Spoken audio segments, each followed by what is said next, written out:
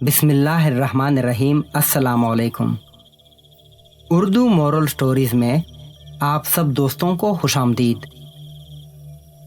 मेंढकों का एक गिरोह दरिया के किनारे से निकला और उछल कूद करता हुआ करीबी जंगल में जा पहुंचा। जंगल पहुंचकर ये गिरोह खुराक की तलाश करने लगा। इसी तलाश में सरगर्दान दो मेंढक एक गहरे सुराख में गिर गए, जहां से उनका निकलना तकरीबन नामुमकिन नजर आ रहा था।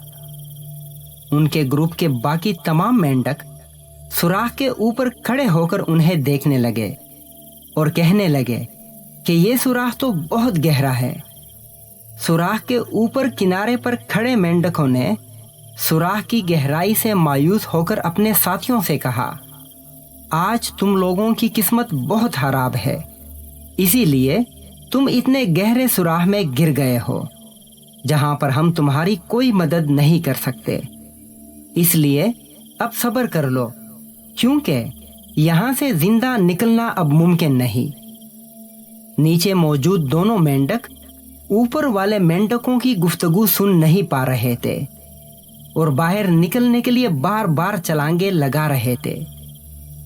इतने में एक मेंढक ने छलांग लगाई और किनारे पर मौजूद मेंढकों की गुफ्तगू सुनी कि ये दोनों किसी सूरत बाहर नहीं निकल पाएंगे और इन्हें यहीं मरना होगा।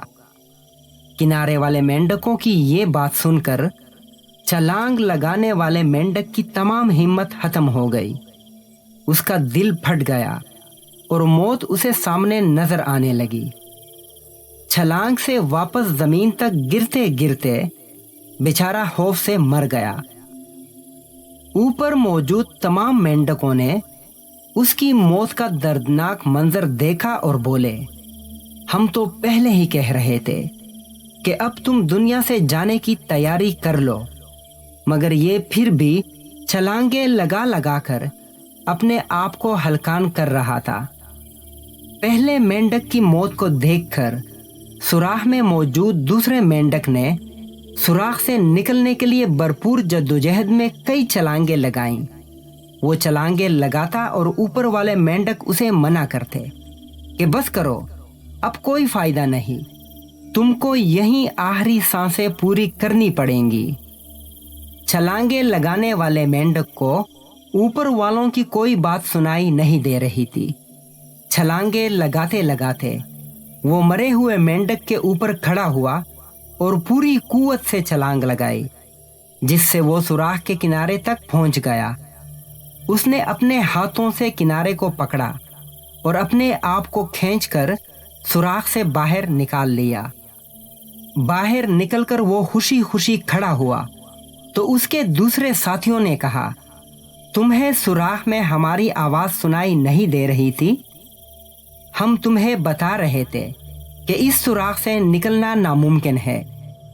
मेंढक ने अपने साथियों को बताया कि उसे ऊंचा सुनाई देता है। वो सुराख के अंदर से बाहर निकलने के लिए हर छलांग सिर्फ इसी लिए लगा रहा था कि उसे लग रहा था कि ऊपर खड़े उसके साथी उसकी हौसला अफजाई कर रहे हैं और हर छलांग में नाकामी के बाद उसकी हिम्मत बंधा रहे हैं ताकि वो दोबारा कोशिश करे। इंसान की जिंदगी का मैदान भी इसी सुराख की तरह है, जिसमें लोगों की गुफ्तगू उसकी जिंदगी पर बेहद असर अंदाज होती है और अगर वो अपने मुतालिक दी गई हर राय को सही मान लेता है तो ऐन मुमकिन है कि वो सुराख में गिरे मेंढक की तरह हौसला हार जाए।